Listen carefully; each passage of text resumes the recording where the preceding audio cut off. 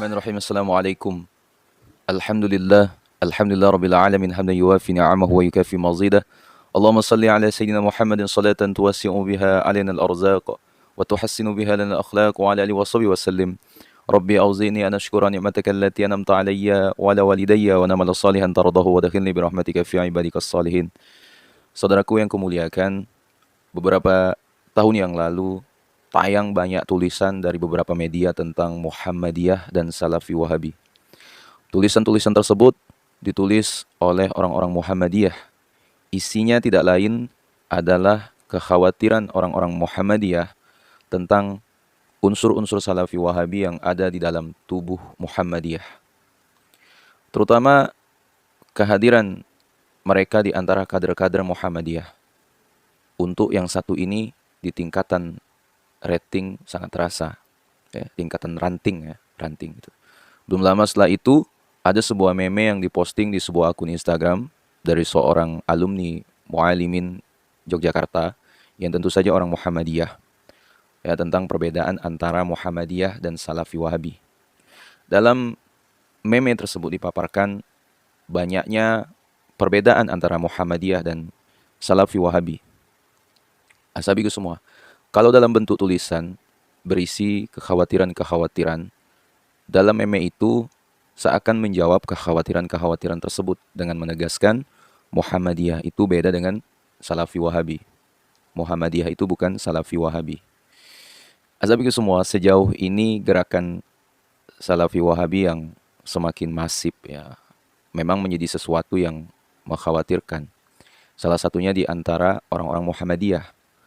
Hal tersebut wajar, pasalnya Salafi Wahabi yang markas utamanya di Arab Saudi itu begitu sering bertolak belakang dengan budaya-budaya lokal Indonesia. Bahkan dengan tegas menyebutkan bahwa seni itu haram. Ya. Kita bawa lukisan bergambar manusia kepada mereka, pasti akan langsung, ya, kita dikatain dengan kalimat awas. Besok kamu di akhirat disuruh memberikan nyawa lu.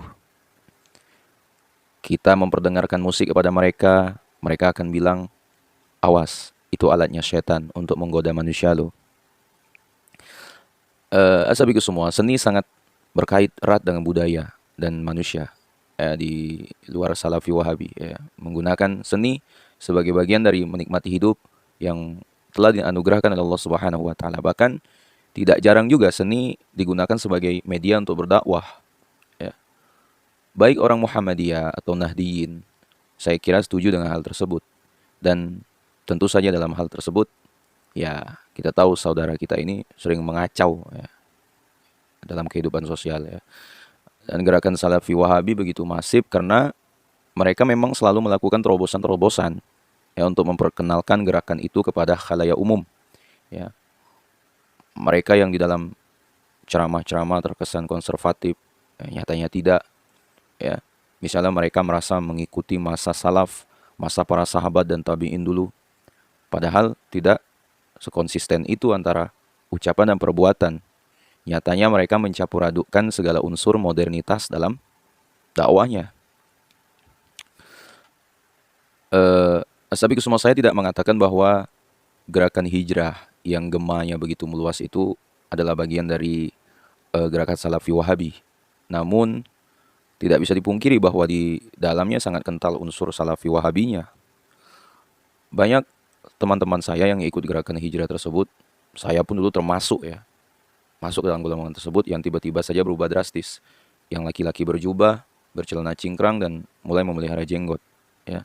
Yang perempuan biasanya memulai dengan jilbab besar dan kelama-lamaan bercadar, ya. Orang-orang tersebut kalau bikin postingan Instagram, ya, captionnya sering menyertakan kalimat thayyibah, ya, Masya Allah, Subhanallah, atau yang lain. Ya, begitu juga kalau ngomong tuh dikit-dikit, Masya Allah, Subhanallah. Ya. Jadinya agak terkesan, agak gimana gitu kan. Ya. Gerakan hijrah tersebut juga mengadakan semacam festival-festival tahunan, ya, untuk semakin memperkuat gemanya. Ya. Yang paling populer di banyak kota dan selalu menuai sukses adalah Islamic Book Fair. Ya.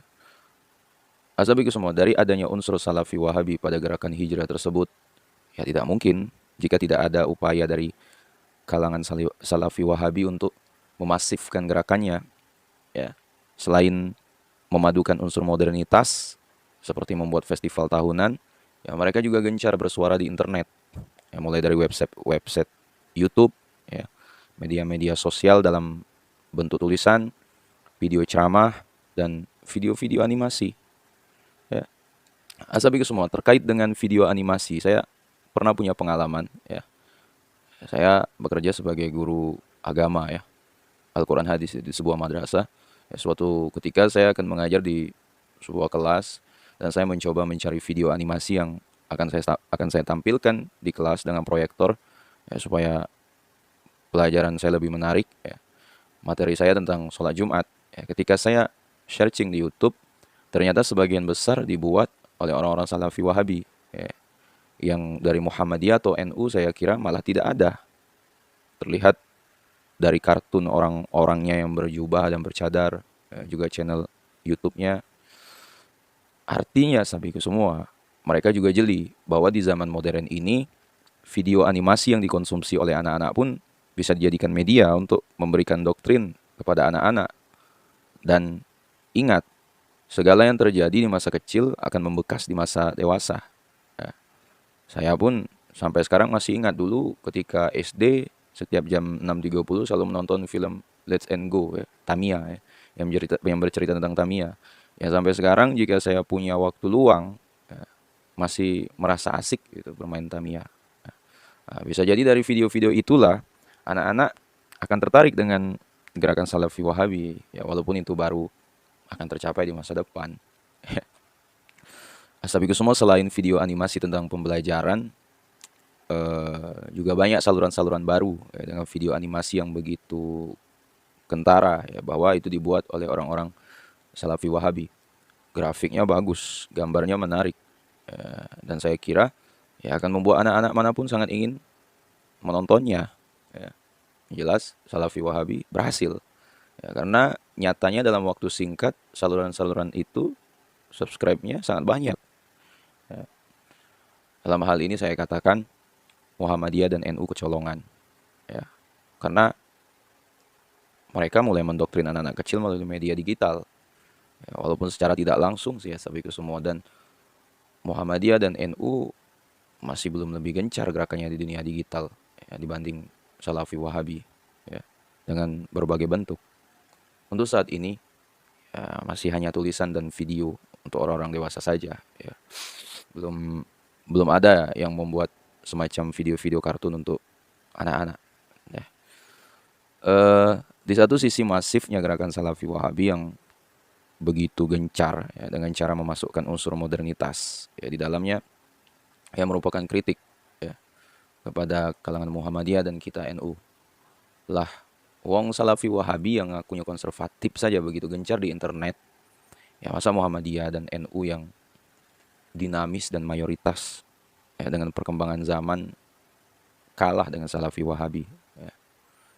Katanya Muhammadiyah modern, ya, banyak SDM, sumber daya manusianya, ya, kampus keren, kok goib di YouTube.